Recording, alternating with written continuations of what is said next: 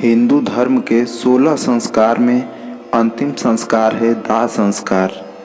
इस संस्कार में धरती पर अपने जीवन काल को पूरा कर लेने के बाद जब व्यक्ति की आत्मा शरीर को त्याग कर वापस अन्य शरीर में प्रवेश के लिए चली जाती है, तब मृत शरीर का अंतिम संस्कार किया जाता है।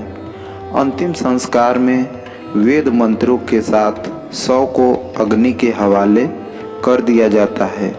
शास्त्रों में बताया गया है कि अग्नि में भस्म होने के बाद शरीर जिन पंच तत्वों से बना है उन पंच तत्वों में जाकर वापस मिल जाता है, लेकिन आत्मा को अग्नि जला नहीं सकती है।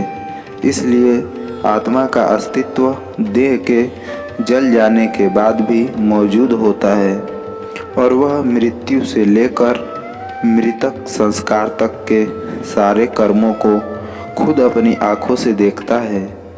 कुछ व्यक्तियों की आत्मा शरीर का त्याग करने के बाद इस धरती से अपने कर्मों का फल भोगने चली जाती हैं, लेकिन कुछ व्यक्तियों की आत्मा इसी धरती पर भटकती रहती है।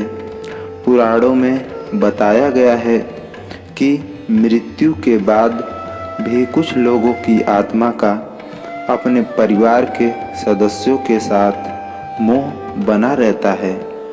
आत्मा के मोहग्रस्त होने पर व्यक्ति की आत्मा अपने परिजनों के आसपास भटकती रहती है।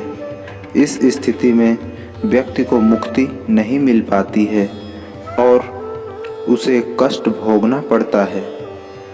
शव दाह संस्कार करके मृत व्यक्ति की आत्मा को यह संदेश दिया जाता है कि अब तुम्हारा जीवित लोगों से और तुम्हारे परिजनों से संबंध तोड़ने का समय आ गया है।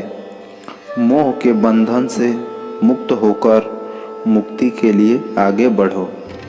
शव दाह संस्कार के बाद घर लौटते समय वापस पीछे मुड़कर देखने पर आत्मा का अपने परिवार के प्रति मोह टूट नहीं पाता है।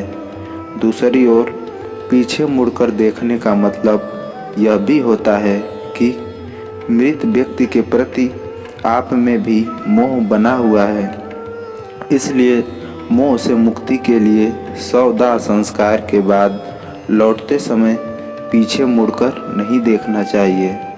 मृतक संस्कार के बाद लौटते समय पीछे मुड़कर नहीं देखने के पीछे एक मान्यता यह भी है कि मृतक की आत्मा अपने परिजनों के साथ साथ पीछे पीछे वापस आती है।